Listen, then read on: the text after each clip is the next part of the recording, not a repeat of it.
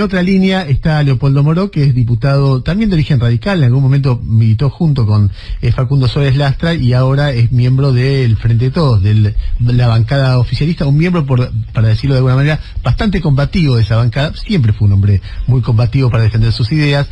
Leopoldo, buen día, Ernesto Tenemo te saluda, ¿cómo te va? ¿Qué tal, Ernesto? Bien, bien. A ver, contanos a grosso modo qué es lo que viste ayer. Bueno, lo que vi ayer es, en primer lugar, la confirmación de anuncios de campaña electoral que tal vez estuvieron de alguna manera pausados por la aparición abrupta, repentina y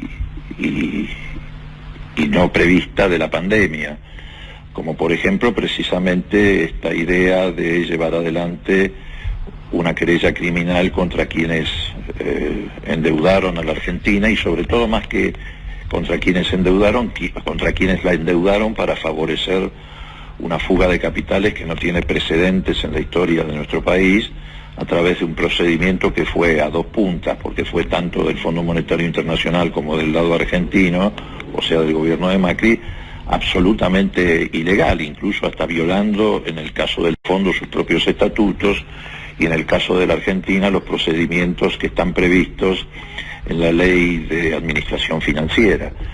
Me parece que es un paso histórico, un hito histórico que tiene que ver con lo que dijimos en campaña electoral cuando anunciamos que un nunca más al endeudamiento externo sin ningún tipo de cumplimiento de normas legales o control parlamentario. Por eso esto se complementa con el proyecto de ley que ingresó al Parlamento y que ya tiene media sanción, en el sentido de que de aquí en más cualquier endeudamiento en moneda extranjera tiene que ser aprobado por el Parlamento argentino.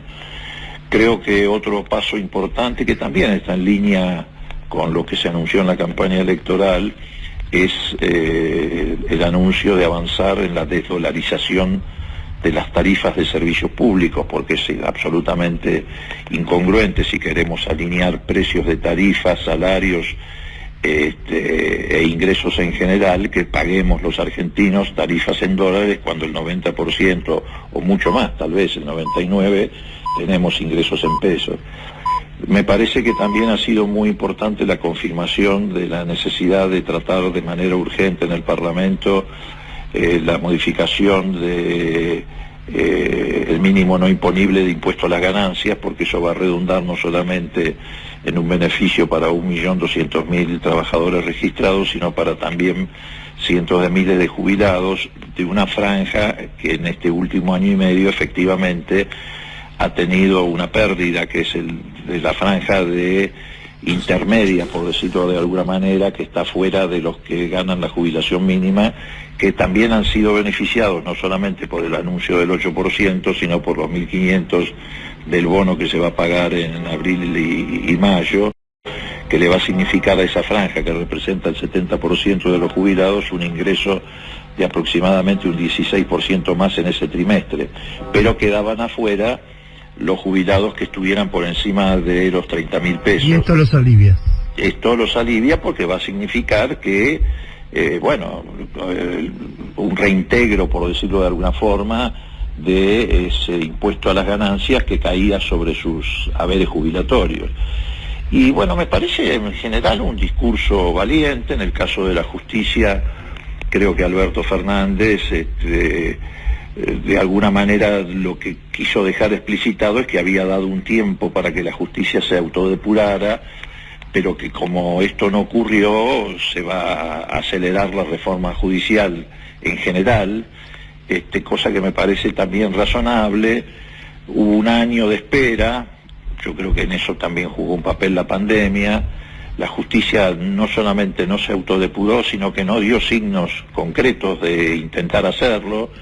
Lo ejemplificó en un caso que es el más emblemático, por decirlo de alguna forma, que es el caso Stornelli, que es una vergüenza que siga siendo fiscal cuando tiene un doble procesamiento por delitos precisamente que son muy delicados en cabeza de un fiscal, como por ejemplo mandar a espiar al abogado defensor, en este caso el doctor Ubeira, en una causa donde el propio fiscal era parte. Si todos los fiscales de la Argentina se les ocurriera hacer lo mismo y mandar a espiar a los abogados defensores de quienes se están pleiteando en los tribunales con ellos, me parece que estaríamos en un grave problema. Por lo tanto, es un ejemplo horroroso que se le está dando al Poder Judicial, manteniendo ese fiscal en condiciones de tal y ejercitando el cargo. Leopoldo, te hago una sola repregunta porque quiero seguir escuchando a otras personas, etcétera. Si se aplica ese criterio para Stornelli, ¿no se debería aplicar, por ejemplo, para Cristina? Digo Cristina porque sé que es el elemento más conflictivo acá. Si alguien procesado se lo trata como condenado y por lo tanto merece un castigo y no puede ejercer una función, ¿no se aplica la presunción de inocencia en los dos casos o en ninguno? No, en primer lugar hay una diferencia sustantiva, que es que Cristina es elegida por el pueblo, es decir, está sometida a un control de calidad, por decirlo de alguna manera, muy importante en la democracia. El presidente de la Corte Suprema de Estados Unidos una vez dijo: nosotros no sacamos ni ponemos presidentes, los saca o los pone el pueblo. En este caso valdría la figura para la vicepresidenta.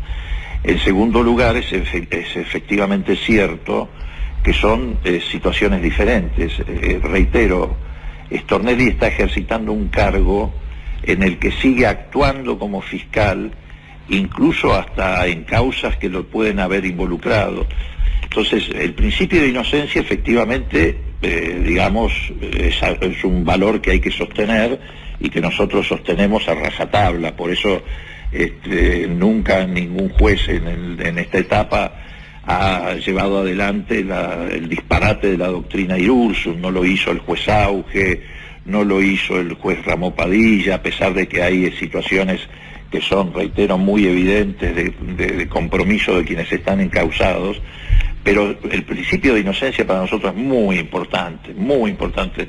En ninguna de las causas que están afectadas de espionaje ilegal o de persecución política, las figuras de nuestro oficialismo, ninguno ha pedido la prisión preventiva de quienes están procesados, incluso en causas de corrupción. Nosotros creemos en serio en el Estado de Derecho. Entonces me parece que el problema no es el principio de inocencia en el caso de Stornelli, el problema es que ejercita un cargo en el que, reitero, significativamente el fiscal ha mandado a llevar adelante tareas de espionaje ilegal y en algunos casos tareas de extorsión a abogados. Entonces yo creo que por lo menos merecería la suspensión del cargo, me parece a mí. Pero bueno, cada uno valora estas situaciones como quiere valorarlas. Y creo que también ha sido muy importante en el anuncio del presidente el tema indudablemente de la querella criminal sobre los que endeudaron a la Argentina. Sí, lo dijiste al comienzo cierto. Y me parece también muy, muy útil que el presidente de la Nación haya dicho las cosas con la claridad que las ha dicho, porque eso no me parece que genere una tensión excesiva en la sociedad. Me parece que además tiene derecho a contraponerse con una oposición que cuando se inició la pandemia, como él mismo lo señaló, salieron a las calles a decir que la cuarentena era un intento de imponer una dictadura en la Argentina, o el espectáculo lamentable de acompañar la quema de barbijos en el Obelisco, o salir a sostener que la vacuna rusa era inservible, después agravar eso haciendo una denuncia penal contra el gobierno o el presidente diciendo que la vacuna era un veneno y que se estaba envenenando a la Argentina. Por todo eso han sido muy benignos los medios de comunicación y eso también era un verdadero escándalo.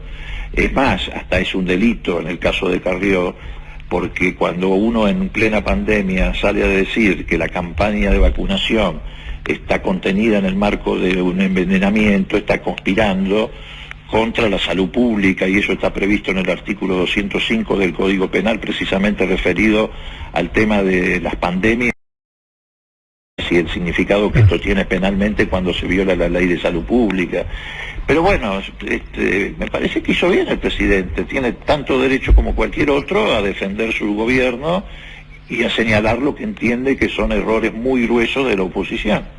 Leopoldo, muchas gracias por la deferencia de habernos atendido. No, al contrario. Ustedes escucharon recién a Leopoldo Moró, respaldando el discurso presidencial. Escucharon antes a Facundo Suárez Lastra, uno es oficialista, el otro es opositor, más allá de que los argumentos puedan ser más atendibles en un caso o en otro. En un ratito van a escuchar a Gustavo Gravia hablando de distintas cosas, como siempre, y haciendo sus metáforas, así que yo creo que hay que escribir un libro que se llame Las metáforas de Gustavo Gravia. Sí.